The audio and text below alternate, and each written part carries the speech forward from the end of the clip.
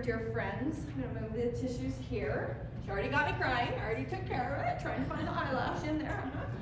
Anyway, I am so thrilled that I know Mary Lee, and that I, through Mary Lee, was able to also get to know Valerie Holt.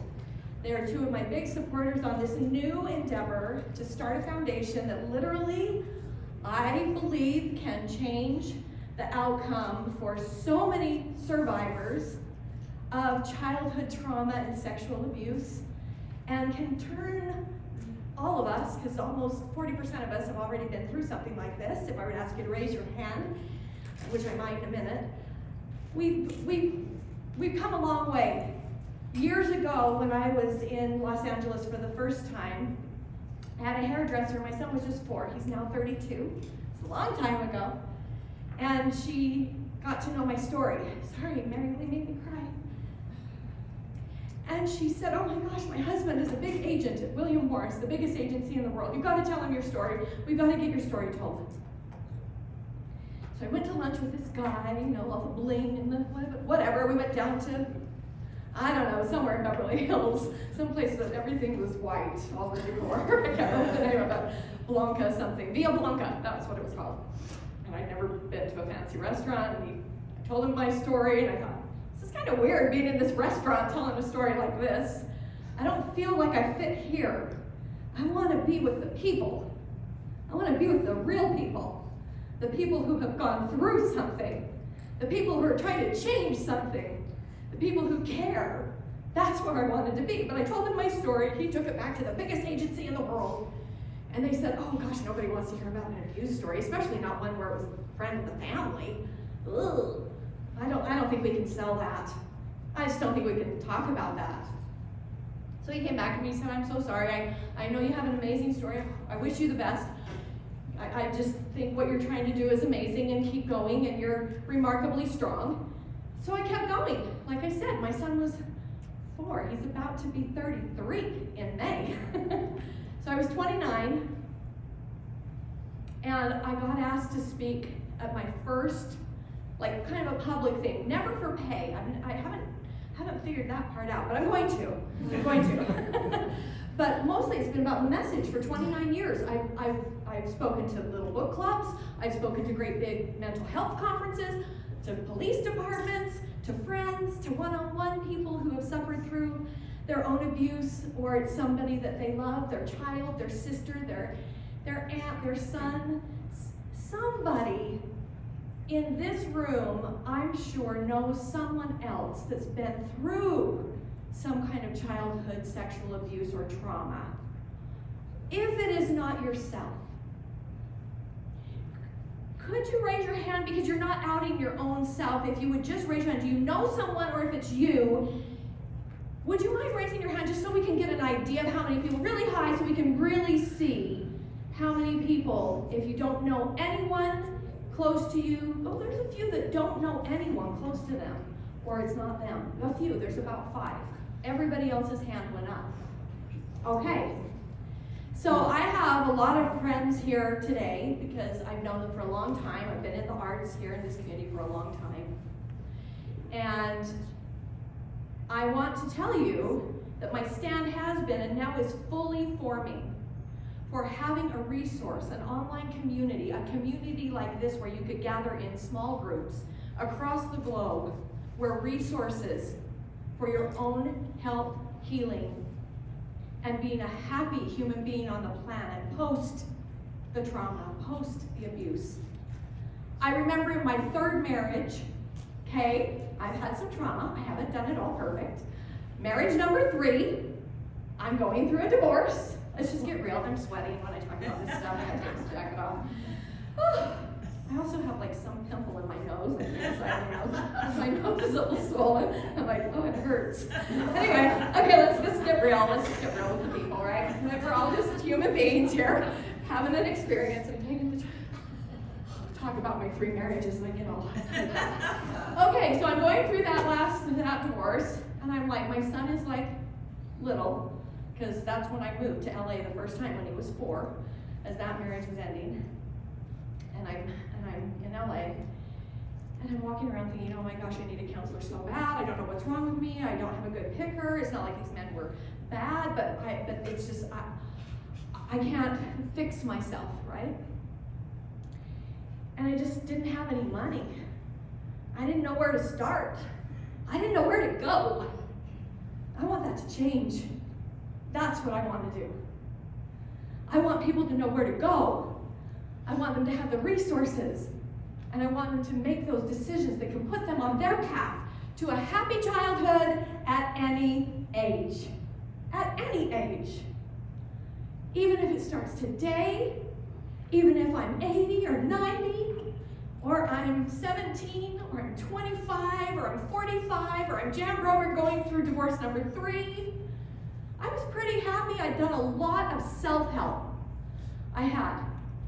And we're going to talk more about some of those things.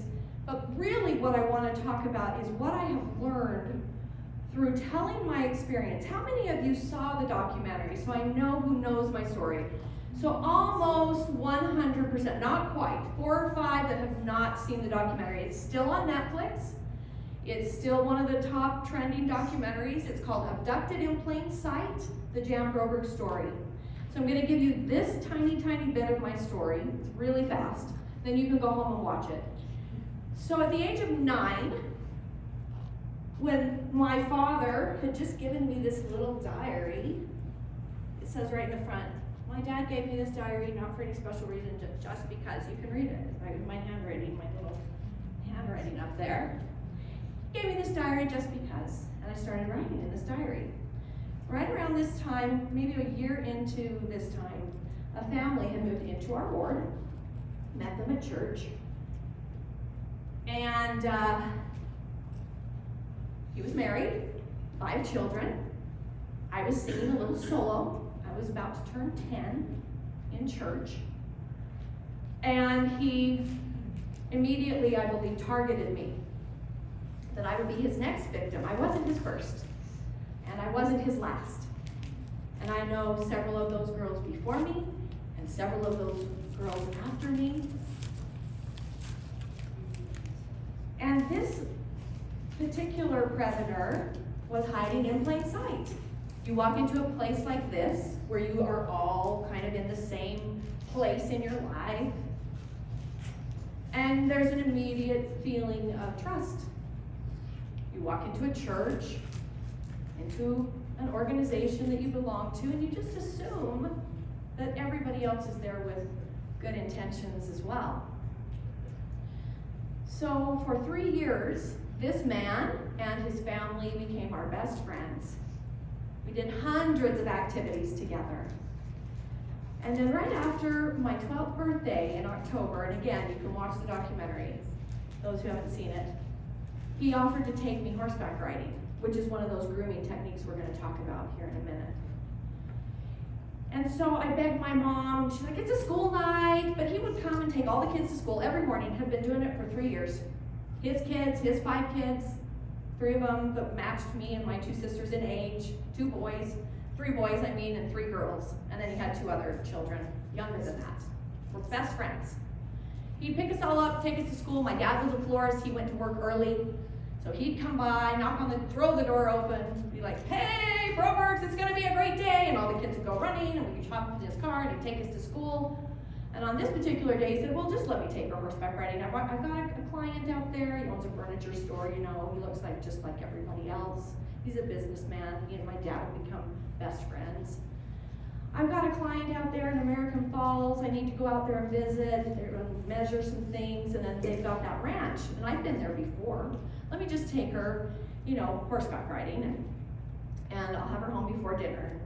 Anyway, long story short, I had piano that day, and eventually I convinced my mom to let me go. I want to go. I'm learning how to horseback ride. Isn't this fun? He picked me up from my piano lesson, gave me my allergy pill, and the next thing I knew, I was completely passed out and had been strapped to a bed in the back of a motorhome, my wrists and ankles, with a very, what I would call an alien-sounding, high-pitched, monotone voice playing in my ear. Now this is the early 70s. He's taken all his kids, all of us, to every science fiction movie that ever existed. We've seen Planet of the Apes, we've seen them all. There's lots of sightings of UFOs in the newspaper. They're on the front page, black and white. Look, another sighting, UFO sighting. He'd bring the paper over and show my mom. He's like, do you think that's the gathering of Israel? Are they coming from the four corners of the universe? See what I'm saying? This is how predators work. They use something familiar. He's not talking to me. He's talking to my mom. My mom's like, I don't think that's what that means. I'm just throwing these things out because you guys get it. See, you're laughing, right? You get it. So he's saying these things and showing my mom this thing. He's like, it's got to be the last days. Looks like the gathering of Israel is happening, and I bet that's where these things are coming from. There has to be life on other planets. I mean, if we go on and on and on for eternity, we have to be like if we're creating worlds. All those things that I had heard in my religious education, not that he's talking to me, but little Jan Broberg at age 10 and 11 and looking at the picture, she's taking that all in. So the moment when people ask me, how long did it take you to be brainwashed? I was like, 10 seconds. Because I woke up, isolated, strapped to a bed, in a moving vehicle that I couldn't see who was driving, with this funny alien-sounding voice in my ear, calling me, female companion, it is time for your mission to begin. Mission? I'd heard that word before too.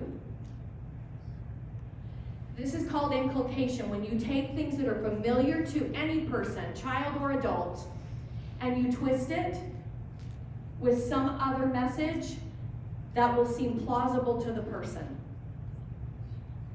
That's exactly what he was doing. Now, I didn't have any of these words as a kid. I was just scared out of my mind. I didn't know who it was.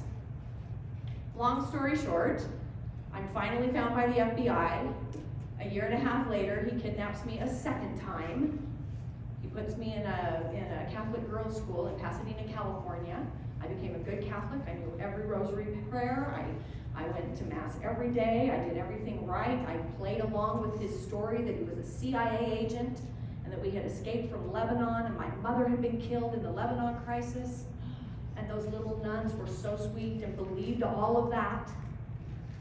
And of course, when people started to come, knocking on the door, is this child, is this little girl, is this 14-year-old in your school, your boarding school? No, because he had told them, don't tell anybody she's here. I'm a high-level CIA agent. They'll kill her to get to me. They'll take her and torture her to find me. So all of this wild story that seems so outlandish, eventually, 27 years later, 2019, or 26 years later, as I'm talking to this big agent down in California, he says, no, nobody will listen to a story, especially if it's abused by somebody you know. That's not exciting. So it became the documentary that it is today. So that's my little story in a nutshell. The sexual abuse that I went through was intense and extreme and went on for about 4 years. The second time I came home after about 4 months, but I was brainwashed. I never told anybody what was happening to me. As most children are, not telling. Some of you who have gone through some sort of trauma or sexual assault, you too didn't know how to tell or who to tell, where to go, what to do. So now in this next iteration of my life and my story, and we're going to have a question and answers, and we're going to share other stories. That's going to come up. I want to get to what I'm doing right now to try and make an impact and a difference. I have to put on my glasses. Sorry, that happened at age 45. I'm much older, but I don't look it. Anyway, literally after my 45th birthday, I had to have glasses. Okay, so I'm not going to go into the 7 components of brainwashing, but I will leave that here. There's a bunch of things that I now know as an adult. But I want to just tell you what my pivotal moment was, and then we're going to go into what I'm doing today. So, I'm so glad that you're here. Thank you so much for coming, for giving me one more opportunity to maybe spread the message that I am so hopeful will go globally out there so that millions and millions of families and people can heal their orbit if something like this happened in your orbit, there were probably other people who also need to heal, not just the victim. All right, so many of you were shocked, I'm sure, by abducted in plain sight. Can I see the people who were totally shocked and mad at my parents?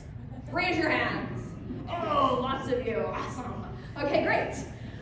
Okay, one of the most common questions, because then I went on every talk show, right? It went viral, and all of a sudden I got to go on Dr. Phil and Dr. Oz and The View and all these other many things. And the most common questions that I've had from people or from interviewers was, how could my parents have been so naive or neglectful? Or whatever you want to say in order to allow this man to do this to me. If you're wondering the same thing, I'm going to answer that question. So, I'm one of those lucky ones. Not only did I survive, but I have thrived in my life, primarily because I had 12 fantastic Camelot childhood years. I have the most wonderful parents. My mom and dad didn't know what a pedophile was. My FBI agent couldn't even describe it when he tried to ask them, do you think he's a pedophile? And they're like, what's that? Well, kind of like a child molester. I'd have to go look it up in the FBI handbook, but something like that. We're not talking about this. Oprah is just getting started, you know? She's the one that broke open so many things that we now at least have terminology for. We have words for it. And so when the FBI is looking for this man now, and his wife is our best friend who's at the house every day going, oh, don't call the police. Oh, wait, don't call the FBI. Wait, I mean, I'm sure that maybe they got in an accident. So many questions that you have from the documentary are going to be answered in this 9-part series that is coming to through NBC Universal. It will stream on Peacock. It's a 9-part series, and it will come out in the fall. I'm not sure exactly when, and that's what Mary Lee was talking about. Colin Hanks is playing my dad. Tom Hanks' son is playing my dad. And Anna Paquin, Academy Award winner, is playing my mom. And then some cute little girls that are fantastic actresses are playing all of us and all the other parts. And I've had a nice experience, I want you to know, being part of the writing, being in the writer's room, being able to help produce this has been a huge win for me, because a lot of the documentary was done kind of without me. I mean, I was a part of it, but at the same time, all of our interviews we were separated. We never knew what each other said. I wish that I had prepped my sweet dad and my wonderful mother a little bit better, but they were so honest. All I can say is they're the bravest people on the planet. If you, like me, haven't done something in your life that you would not go ahead and scream it from the rooftop, you know, you really would like to keep that private. Well, my mom and dad said everything. They're the bravest people on the planet. And I remember the first time I saw the documentary, and my dad, who had really never, I mean, I knew a little bit and whatever, but he had really never talked about it like that. I was like, it looked like he was in confession or something with the filmmaker, right? And I was like, Dad, you didn't have to say all that. You didn't have to. And I didn't, he wasn't in the room, of course. No, he wasn't there. I was having a fit with the filmmaker. And I was like, you have to take that out. My dad is the kindest person ever. It was just masturbation in a car. What's the big deal? I was so mad. And of course, my dad, when I went home to tell him before they were going to see this film at Doc Utah, then it goes on Netflix. My dad actually died before it went viral because it wasn't on Netflix yet. He died in November, right after the film festival season, and he had seen it with all of my family and all of my nieces and nephews, and these are their grandparents, and my son had to get up and walk out. He had to go get a cigarette. He was like, I can't handle this, And it was such an interesting time for us to communicate. And I said, I can literally demand that she takes that out or softens that. And same with my mom. And my mom has been going with me doing these free speaking engagements for the 27 years, right? She's got a little dementia now, but for years she was always there for the Q&A, and she was always forthright. Yes, I slept with this guy 3 times In between the 2 kidnappings, yes, I must have been the stupidest person on the planet. That's how she would say it. But she wasn't. She was groomed. And we're going to get to that even further. So I just needed to make sure that you would know some of that. All right. So, being one of the lucky ones that had those Camelot years, compared to millions of other victims of sexual abuse, because, for one, I was brave enough to start talking, and I was believed.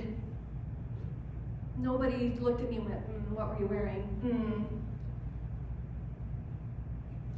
I was believed. Huge. I was unconditionally loved by 2 parents who all they did was say, I'm sorry, we should have known. I don't know why we didn't see it. I was acknowledged. I had that. I was supported. People heard my story and they cared about me. And my kidnapper, even though it wasn't for a very long time, he was eventually put in jail for about 45 days. Not long enough. He went to a mental hospital for another series of months, which is where he met the mother, who was a psychiatric nurse at the University of Utah mental hospital, who had a 9-year-old daughter, and then he abused her for 9 years after my second kidnapping. He'd already picked her. Started on her psychiatric nurse mother. Okay, so, all right.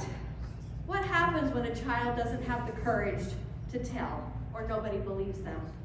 How many young people live in shame, guilt, and fear and never receive the support they need to heal? This is wrong and it's tragic, but I believe together we can change this. And I know that we all together want to make a difference. I know that you have your own story. Because I'm lucky enough to have the world's attention right now, I'm going to use my story to make sure as many people who experience sexual abuse get what they need. So I'm here to help the survivors heal, and I'm also here because I want this abuse to stop happening. I want it to be prevented. I believe that first we heal those who have been abused, and then their stand in the world. What they will know and see will heal and prevent from each side, from the before and the after, generations from before and generations after. I believe that's so important, and why it's so important to commit to your own healing and health. I want to answer some of your questions today. We can talk more about the NBC 9-part series if you want to, but I want to first make sure that you know 5 key things, and then that way it'll help your conversation come back to us so that we might all be edified, so to speak. So here's the first thing I really want you to understand, is that 90%, which is contrary to popular belief, but 90% of child sexual abuse is propagated by someone the child knows, is acquainted with, and often loves and trusts. Most child sexual abuse takes place in a home, and 81% of abuse happens one-on-one, meaning one offender and one child.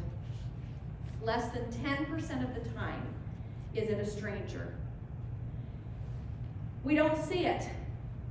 We don't see it, and here's one of the reasons why. News stories are made to sell news, right? To get attention. And so if you've got a case over here about a child who's kidnapped from the playground, or a child like me who was abused by the next door neighbor, a friend of the family, or you have a billionaire who's arrested because of the underage sex trafficking ring that he was a part of. Or even Elizabeth Smart's story with that scary looking prophet guy. Which story gets the attention in the news? My story I've waited to tell, and I've been telling it for this many years to finally shine a light on the most common kind of abuse. This is so common. My story is crazy, but it's also the common story. Because I didn't have one of those kind of titles. And yet, this is where our time and attention should be focused. Not that human trafficking and sex trafficking is not horrific, it is. But it is a small percentage compared to the 4 out of 10 children. That means 75 million of us just here in America are walking around with an abuse story. That's a lot of people. That's bigger than the pandemic. That's bigger than cancer. It's huge. 4 out of 10. 1.5 boys, 2.5 girls, 4 children out of 10. So 40% of you in this room share my story. I already know it. So then we want to focus on the ways that most children are actually abused, and I can't emphasize that enough. For every child abused and exploited in a sex trafficking ring, there are thousands more being abused and exploited at the hands of someone they know. This is well researched, it's an established fact, it's the sad truth. We allow harm to young, vulnerable people by focusing on the distant and somehow foreign crime of sex trafficking and not making clear how rampant, epidemic, proportion sexual abuse is in our own homes and communities and congregations and community centers. I know you have a story. So these mastermind perpetrators are people that we know. If we can learn about our own empowerment in keeping children and vulnerable people safe from the people they know by shining a bright, bright, bright, bright light into the corners and shadows, which is where this kind of abuse happens, one-on-one, alone in the shadows of a little kid's home or some other awful place, and we can't protect hundreds of thousands of kids. So that's the first thing. This is common. This is 90% of the abuse. That's the first thing I need you to know. The second thing is that sexual abusers look just like us. They are charming and likable, and they most likely have adult sexual partners. This man had 5 children. If we can start to, not that I don't want anybody to ever have any good relationships or never trust anybody again, that isn't what I want. That's not what I have even in my life. I just want your antenna to go up. When something feels off in your gut, or you see something that you know isn't quite right, just leave it up. Write it down. Take note. Don't just immediately go to the secondary thought. The secondary thought is what? What's the secondary thought? When you think you have an idea that something's off. That yes. It happens to other people, not you. Yes, it happens to everybody else, so that couldn't possibly be true, right? Because it wouldn't happen to us because that's grandpa. Or that's the bishop, or the priest, or the rabbi, or the whoever it is, the Sunday school teacher, the teacher of the year at my child's school. Oh yeah, everybody loves that cousin. Oh, and everybody loves Uncle Harry. It can't be, it's impossible. That's the secondary thought, yes? And my other thought is, oh, I'm being too paranoid. Like, I just need to relax a little. Right. I'm just being too overly. I'm being paranoid, I'm being judgmental, all those things that we immediately dismiss the thought. So first of all, they are any gender, but 88% of the predators are male. Sorry guys, it's just the statistics. They're all ages, but most of small child abuse happens by adults to children. A lot of people have the misconception that those are like an older cousin that's just curious. It's not true. Most of small child abuse, young child abuse, is by an adult. I'm not going to read you all the statistics, but I have a bunch of them. Like if a child is under age 6, then 49% of the time the perpetrator is a family member. Okay, so I don't know how people survive that one. It wasn't my mom or dad or anybody in my family. That's a really rough one. We're going to figure it out though together, how to survive all of it. The younger the child, the more likely the abuser is a family member. If the predator is not a family member, they're usually someone known to the child, a neighbor, a coach, a babysitter, a friend, somebody like that. Number 3, how does this happen? Grooming. I want to really dig into grooming and what that looks like. Robert Birchtold, the man that kidnapped me, was able to gain access to me through years and years of grooming. This is me and him before the first kidnapping. You can come up to my table. You've seen this picture if you've seen the documentary. That's him. He was like my favorite uncle. he was like, my parents probably would have just said, hey, if we die in a car crash, you guys take care of our kids. That's how close we were. This is him when he finally killed himself in 2005. This is his, this is his funeral. This poem on the back says, do you pause to see the sunrise as you start each golden day? Do you stop to watch the sunset in the midst of work or play? Do you listen to others as they share their dreams with you? Do you give them inspiration for the great deeds that they would do? Do you give a cheerful greeting to the persons who are sad? Do you reach out, smile, and touch them? Do you leave them feeling glad? Do you give yourself in service? Are your motives good and true? When you spend life helping others, they will see God's love in you. And there he is with his ATV.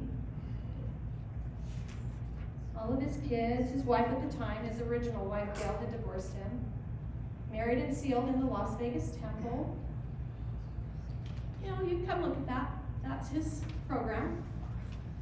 Believe me, I wasn't there. Somebody sent it to me. So, I just think that as I'm not the only victim, not the first, not the last, the extensive grooming that was placed upon myself and upon my orbit, my parents, my siblings, the community, the congregation, everybody loved him. So befriending parents and entire families, telling children how special they are. I was special, I had a mission to perform. Telling parents how special their children are and how they'd like to help them. Like, I can teach her to horseback ride. I know that my dad was allergic to horses, but I'm not. And Jan loves horses. I could take her with me and teach her how to ride horses. Finding jobs or participating in community events. A lot of people do that. Offering to babysit, volunteering in youth programs, offering to chaperone, befriending underage kids online or at school or at church, playing Santa Claus. When he was married to that woman, she was a second grade school teacher, and I won't tell you all the stories behind it, but I had gotten a phone call. I was living in Florida, singing and dancing for Mickey Mouse at Disney World, and my bishop at the time called me in. He said, there's a man who's confessed to having molested you once when you were a little girl, and he wants to go back to the temple. He wants to get married to some lady. I didn't know who it was.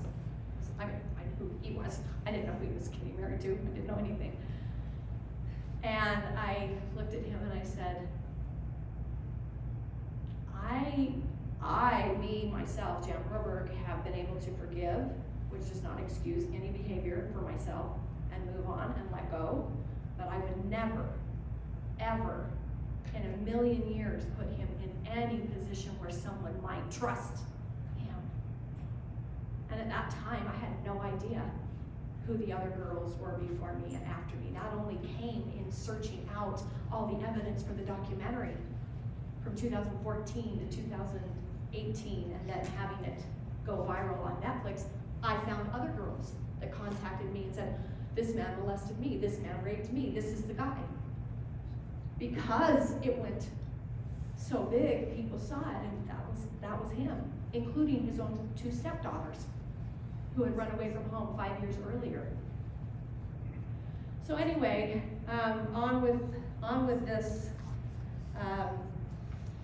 They seek out the vulnerable. They desensitize kids to touch and discussions of sexual topics.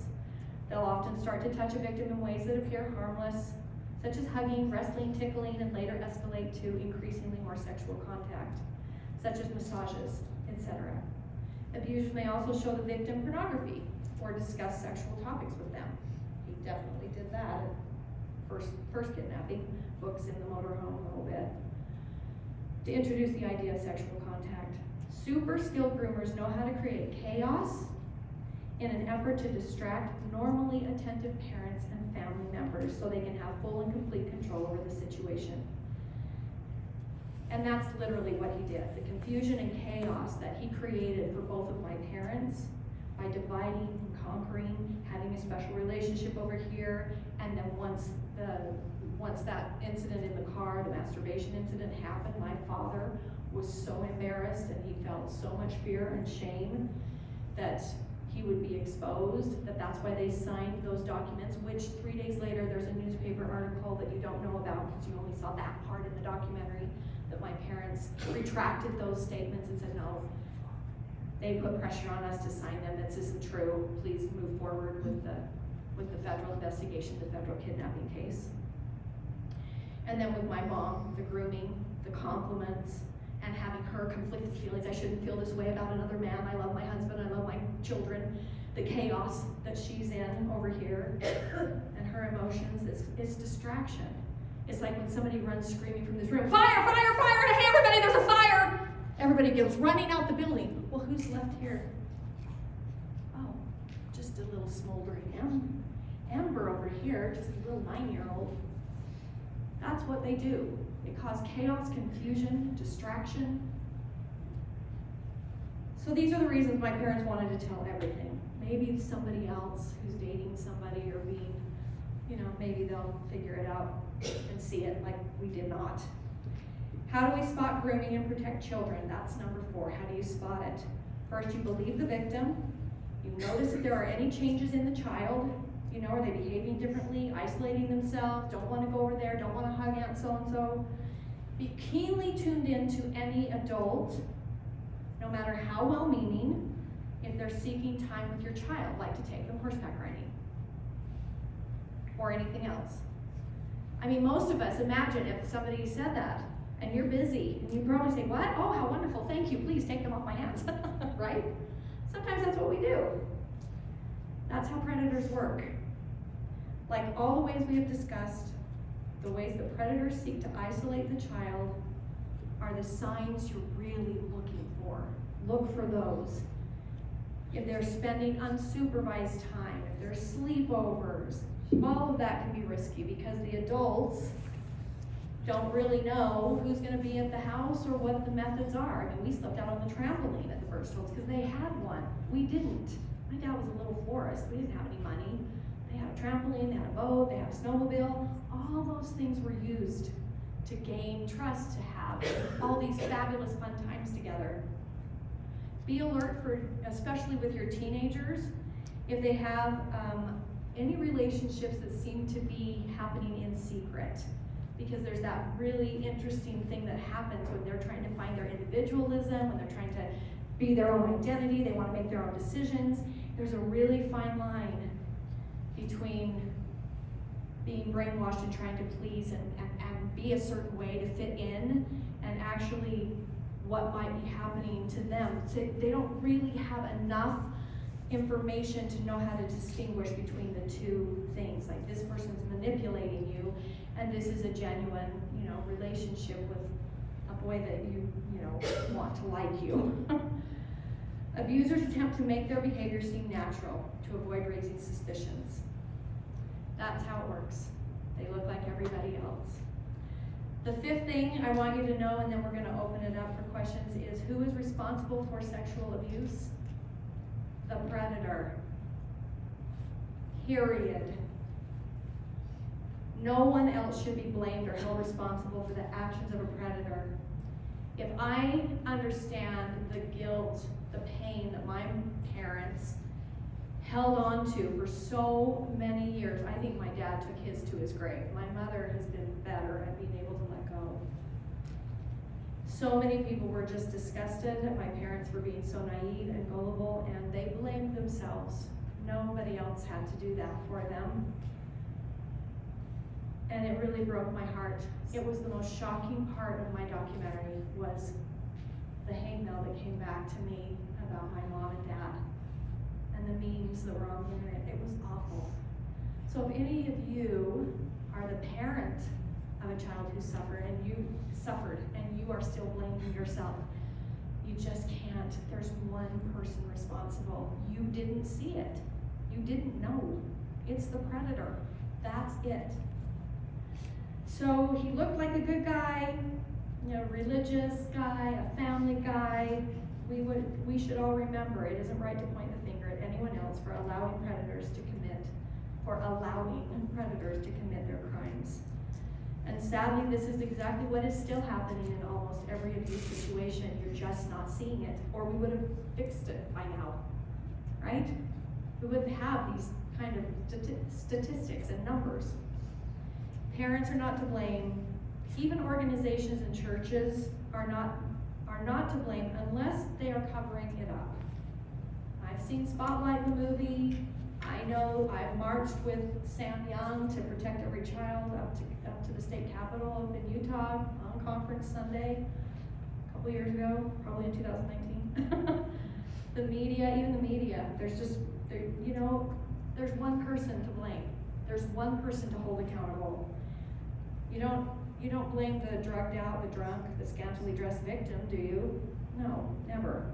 But what if she or he was asking for it? No. There's one person you blame. One. One person to be held accountable. Okay. So, how do we advocate for a safer culture and society where victims are protected above all else? There's a long list of things that you can do.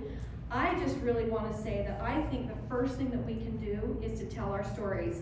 And I want to open this up now for that discussion. And not that you have to tell your story, but I want to make sure that when you do tell your story, if you do that with your children, if you're able to do that appropriately, age appropriately, I think that what that does is that when you feel no shame about what happened to you, whether it was rape or incest or sex abuse by an adult or whatever your thing or your orbit suffered, if you know that you don't feel shame, if you have overcome and know that, then kids understand that they are not the ones to blame and they are less afraid to speak up.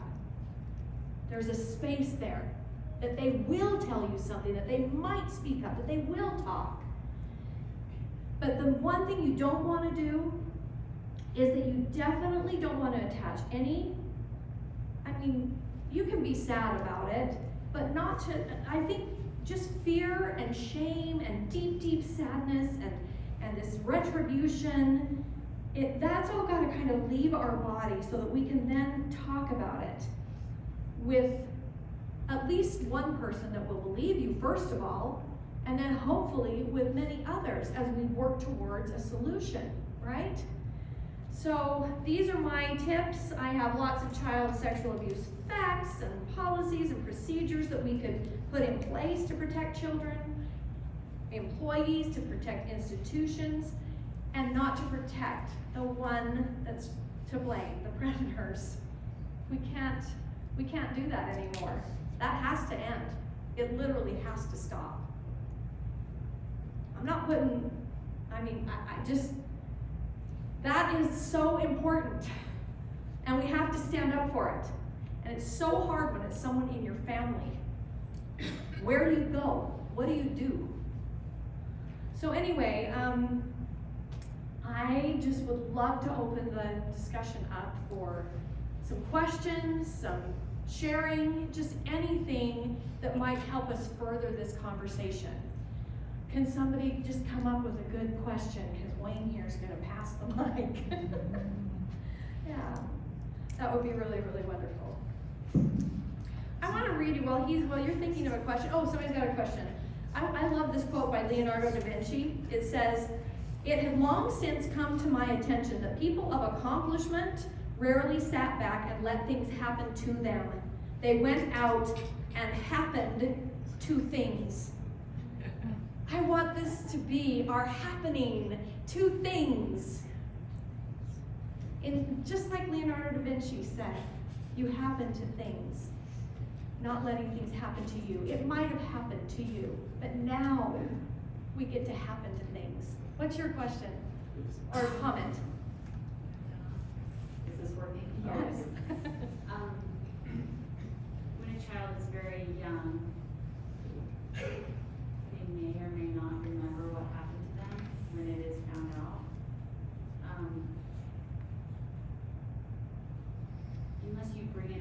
and tell them, you know, this happened to you.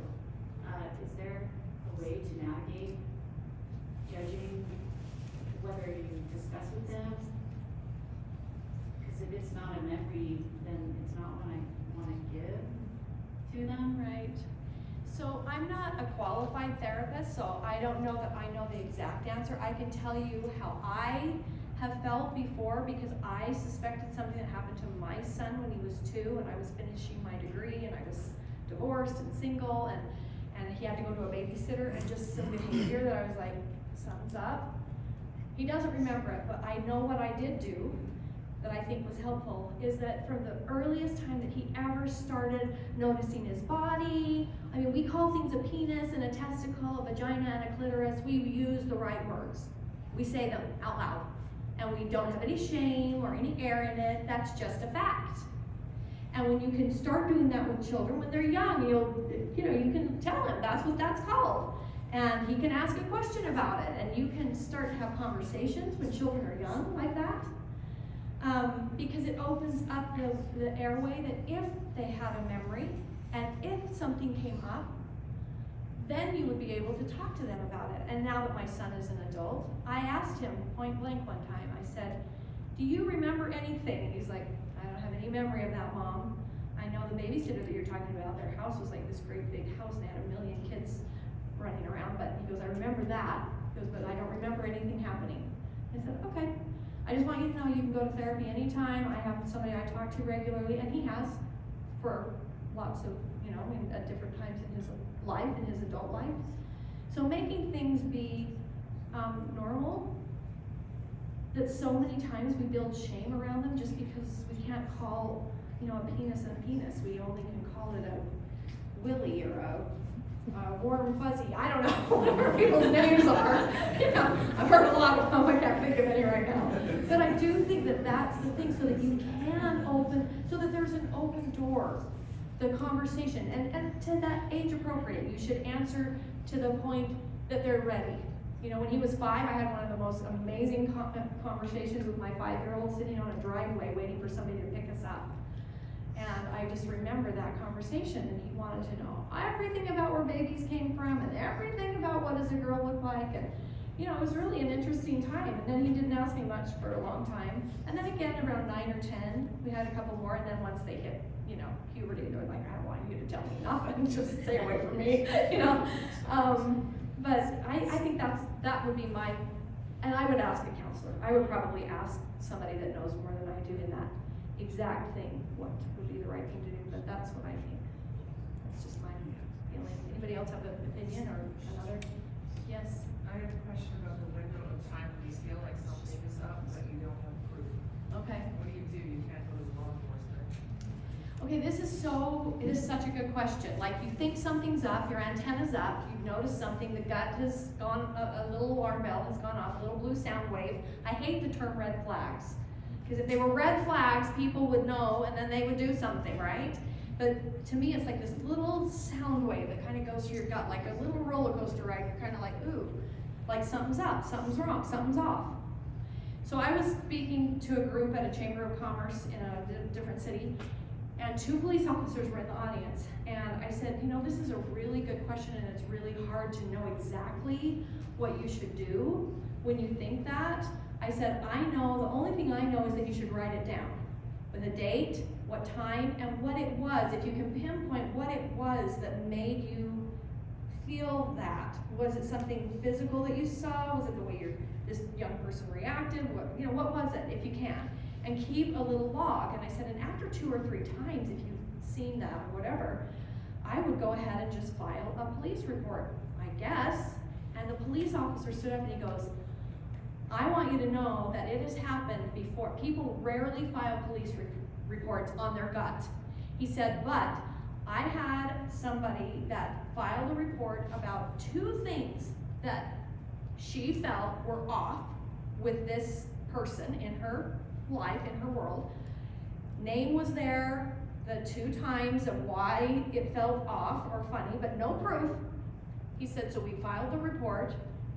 It flagged this person's name, that across the state there had been a report of child abuse.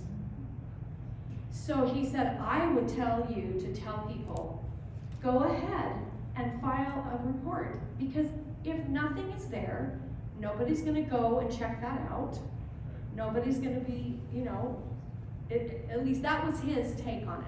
You should just go ahead and file it, because maybe that name is there for another case, and then you've got a reason to go and check something out. That's what that police officer said. He stood up and that was his answer. Anybody else that's in the police, in the back there after her? You, then him. Hi. Two things. One, I like the way people are telling children that they can hug or not hug, kiss or not kiss. Right. That they get to choose, and it's not just go and give your whoever a hug. And I really like that, and I think that's important. And two, the talking about it has been important to me. It's been decades since my mental health failed because of sexual abuse. And it was my father, and my family knew about it, but it became the elephant in the room that nobody wanted to talk about because maybe it would trigger my feelings, and Dad was a hero. But it was just this last weekend, it's very interesting, my oldest sister asked me about it, and she was just matter of fact, she wanted to know what happened, when, and she wasn't shocked, she did the best part of listening that anybody could have ever done. Wow. And finally just said, I am so sorry. So providing a place for family members to talk about what's happened to them is very, very important. It's huge. It really is. And so often when it is somebody that close in a family, and the family maybe your mother had a instinctual, I don't know, but she didn't know what to do with that. Obviously it happened, and then nothing happens to that predator, your father.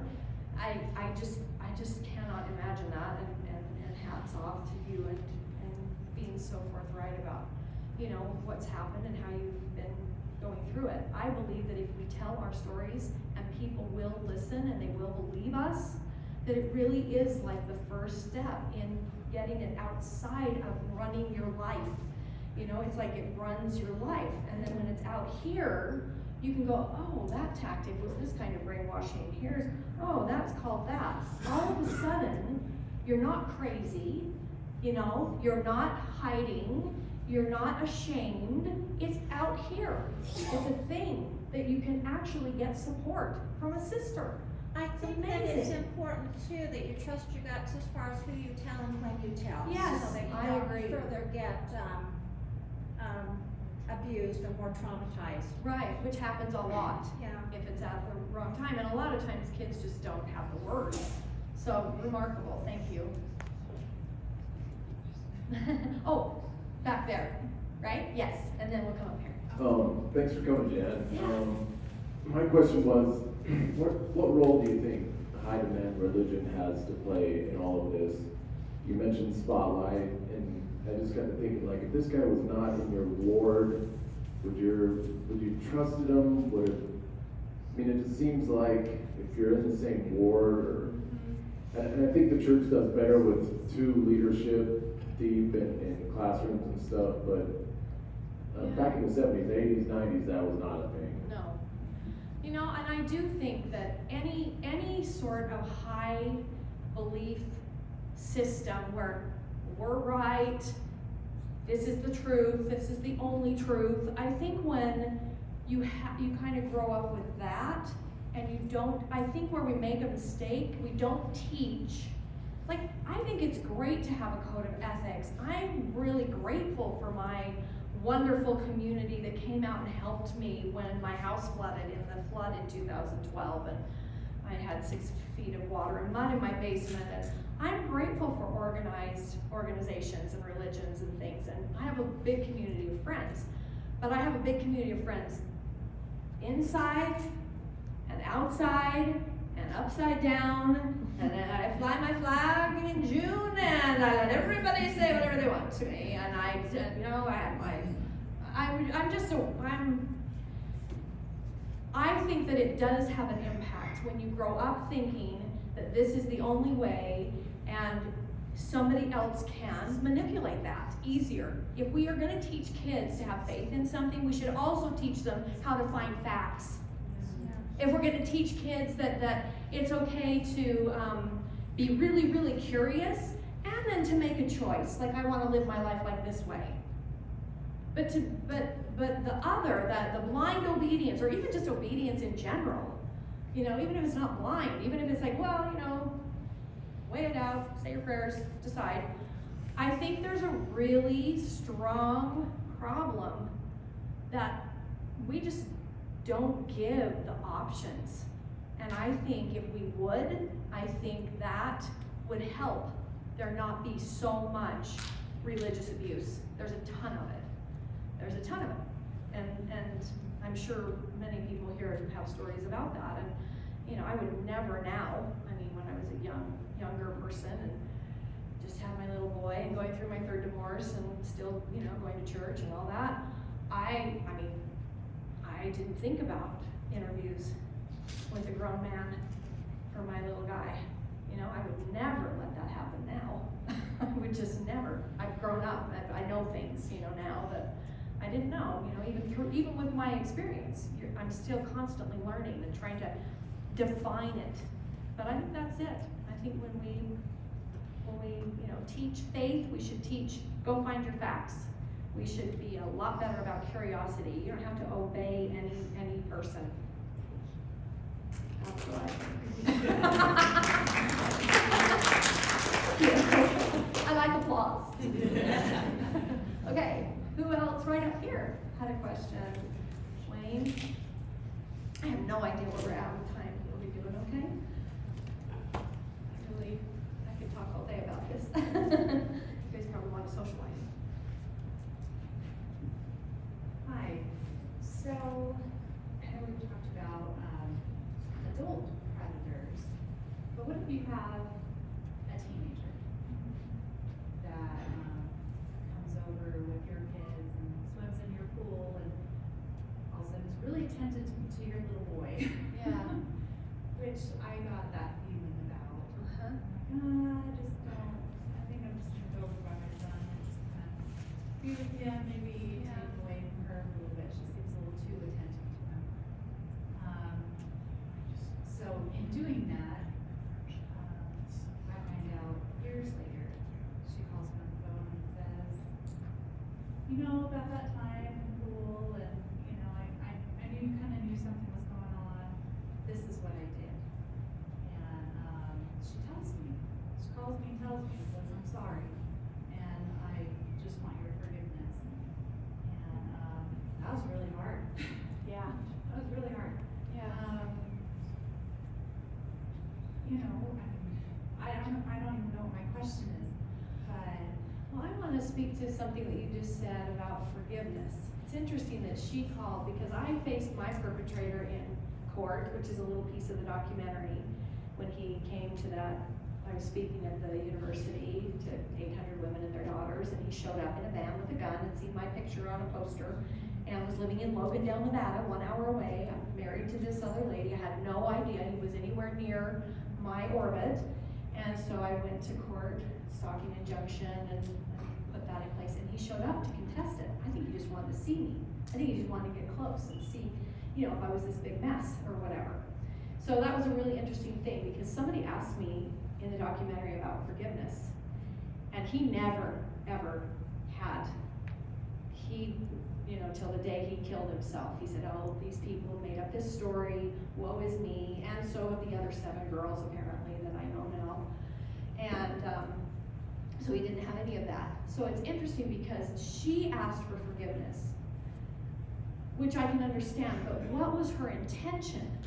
Is her intention because she wants, I mean, in some ways my hat's off to her for telling you, but really, forgiveness, your forgiveness to her is only to free up yourself and your child. It's for you. If a person wants forgiveness, like how they use it in the religious abuse category, it is, okay, this guy that I've worked with for years and years in the church, and now he's confessed, or some somebody else has told me something, and now he comes in crying. Well, this guy was the best actor I've ever worked with, right? I mean, he could cry at the drop of a hat. So if she needs to be prosecuted for a crime and pay her time, that doesn't mean that you still couldn't forgive her. Do you know what I'm saying? Like, it depends on what their intention is, and sometimes you just don't know. But forgiveness for you is to release you from the guilt or the pain or the shame and your child. Really, truly. Even if there have been ramifications that now you look back and you know something, you're like, oh, maybe that's why he had a hard time with this or that. You know, and then you find the right healing path and therapist or whatever it is, right? But I just think forgiveness is a really tricky word. And I definitely forgave my predator, but I definitely think he should have been in jail for his whole life. So that's the difference. What is the intention? Why is somebody asking for forgiveness so they get just a pass? No, that can't be it. That's not okay either. So it's interesting. That's a really beautiful, thank you for sharing that story, because I can tell that's a painful, to wonder and then to not know and then to find out years later. You know, that's where that guilt and shame for a parent lives. And I'm just telling you, you're released from guilt and shame. You are 100% beautiful and awesome, Mama. So that's amazing. Cool. Anybody have a better answer or want to make a comment about that? Okay, right here. What I got is don't discount females, because we definitely often only. Can everybody hear her? These people can't hear her, it's Wayne. I just feel compassion for you, so I want to say this. Yeah, say it. I just think that we should not discount females. Put that up to in your this mouth. scenario. Can't hear you. Oh, I think it got turned off. I can On talk the loud. bottom. It's on the bottom, just make sure it's still on. Oh, There it goes. okay. Oh, there. Just don't discount women and females in this scenario. Yes. And B, I think maybe she was getting a little bit of a re-traumatization charge out of it. I don't know why anyone would come back so many years later. Because Interesting. forgiveness doesn't have to be at the request of the person that Right. hurt you. So I wouldn't even pay attention to the request for forgiveness. I would just do what you gotta do. No one would always say that. Yeah, me too. And that's a really good response because it is true, it is women. I just had a dear friend and had no idea, the happiest, most cheerful, cutest choreographer and dancer and singer, and she's a doll, and go to breakfast and she goes, you're starting what? A foundation that's doing what?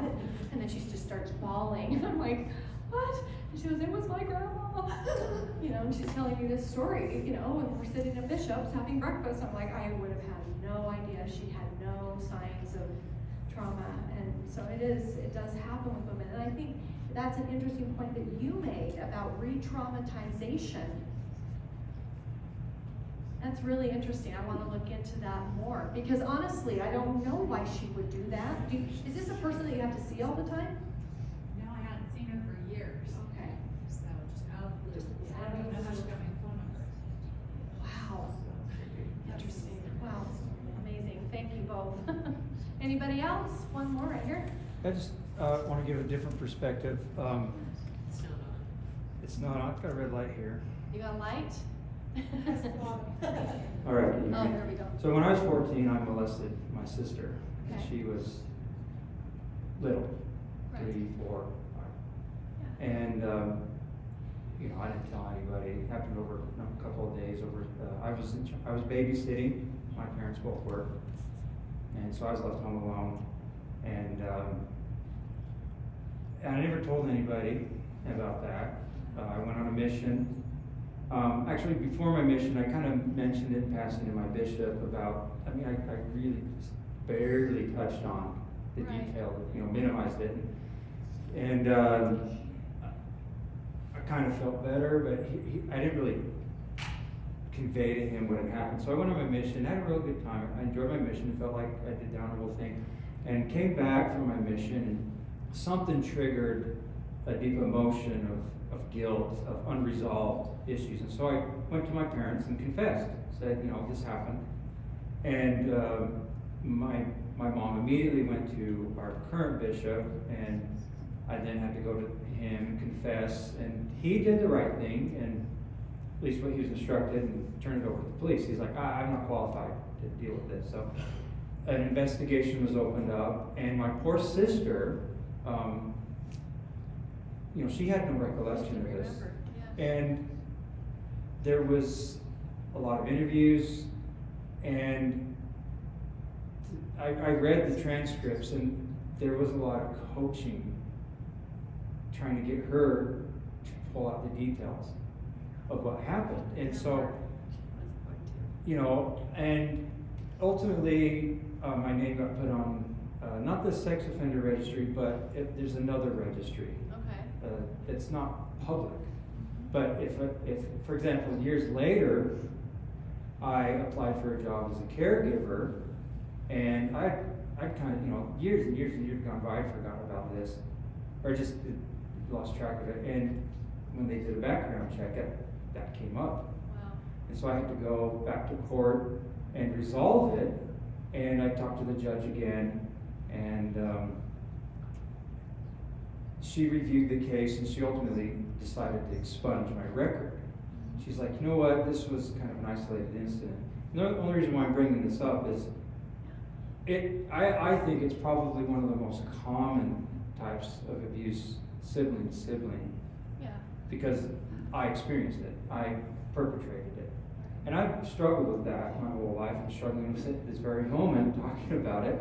And I don't have a relationship with my sister today. I don't talk to her. There's a lot, it's real complex, and she has her issues and stuff, but I just wanted to comment on that. There was a weird thing when I was going through that investigation.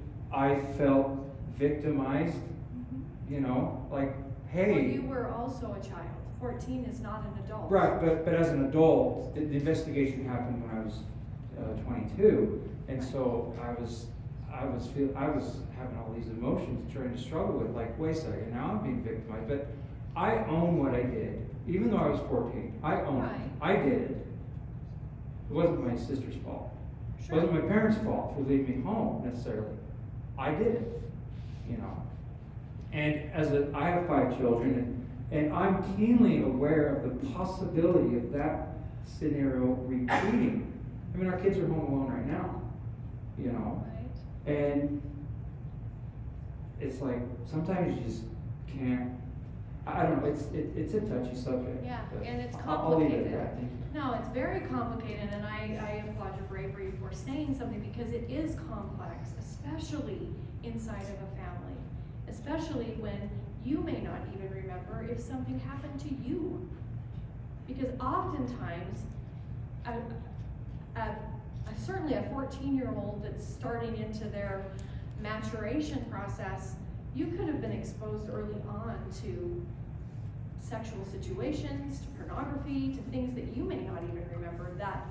That I have a whole book about this very thing that I sometimes will go and refer to, because once in a while I'll have somebody that's brave enough to tell me that, and what I'm hoping is that our foundation, the resources, will be there for everyone in the scenario, because to me, most of this kind of abuse, somehow it's gone way back generationally. That's what I think has happened. And it's just, look at all the shaking heads. Everybody's like, you all have stories. And so there's something probably beyond what you actually did that you may not even be aware of. And I think it's really brave of you. And it makes you hyper aware with your own children, which is not a bad thing. You know what I mean? That was a hard experience. I'm sorry you don't have a relationship with your sister. Because she doesn't remember. But sometimes even kids that don't remember, they can still have some issues that maybe it's in their deep, somewhere deep, even if they can't bring it to the forefront, it's in their subconscious. So maybe there's some things that she could get some help, you could also get some understanding, and then to have that, because I don't want that. I want perpetrators, when they're adults, they know what they're doing, and they perpetrate on children. I want those people to go to jail, because I don't have a better solution yet.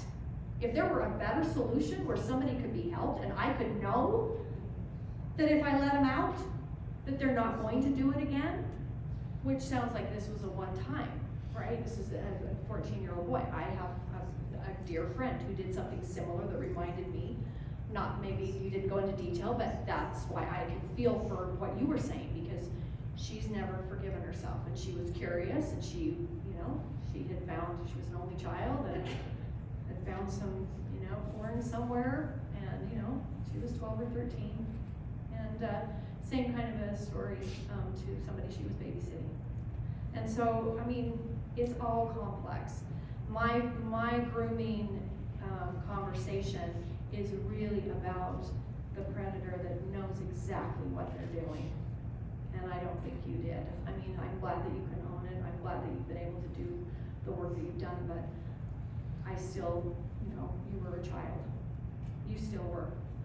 And that's, I do believe that too. I mean, I believe that we all make all kinds of mistakes in our sexual, especially when it's such taboo our whole life, right? Nobody talks about it, so that just makes it worse. At least in this room, I would imagine that's what everybody feels the same way that I feel. What else? Oh, the book. Yes, I need to talk about the book. Okay, so you have a book there, and the reason I gave everybody a book is you can take it with you. You can help me out and pay the $5 that it costs to make that book.